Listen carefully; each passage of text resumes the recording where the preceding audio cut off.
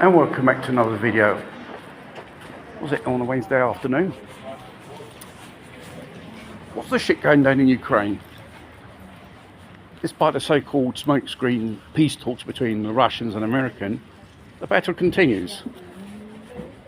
And obviously Zelensky will be meeting Trump this Friday. Obviously Trump wants guarantees from him, Crown of Kiev, telling me time to pay up. If you want us to support your escapade, it's time you offer some guarantees. What you offer in return? Exclusive rights for American companies in case of a reconstruction of Ukraine, if it doesn't get totally destroyed by the Russians, and obviously rights on mining these so-called raw materials, minerals, which the Americans have the know-how and the gear. Basically, Zelensky is just handing over the keys of the house, which is Ukraine, to the Americans and other Western powers. And you think the Russians don't know this? They're a little bit concerned about this. You can say from the face of Putin. He's not exactly one of the relaxed dudes of the world at this moment. They know the Russians, the West, are up to no good at all. And it won't go down too well, Western troops, boots on the ground in Ukraine, because if you have those people there, the Ukrainians will take advantage of creating a false flag incident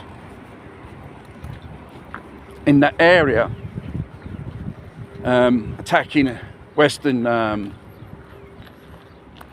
troops, and they probably can drag even NATO into this war, which Zelensky and Ukrainians want to do, and even they want the Americans as well fall for this. But I think Trump is a lot more cautious, respecting our Western leaders, which are just head over heels, are just throwing thousands of soldiers one day into Ukraine as so-called peacekeepers. It will be an occupied territory. And obviously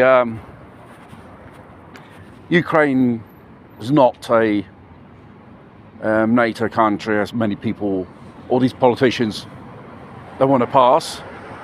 It's a Trojan horse for NATO and the West to start a war with Russia.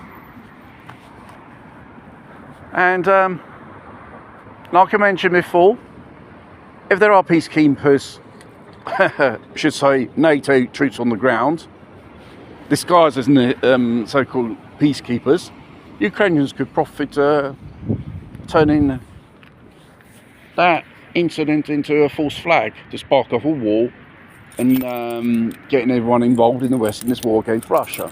And they say, oh look, you see what the Russians they've done to your soldiers in Ukraine, which usually Ukrainians usually provoke the Russians. Obviously the heartland Russians are still hit by drones and missiles from Ukraine. Don't forget, these are military hardware supplied by the Western countries.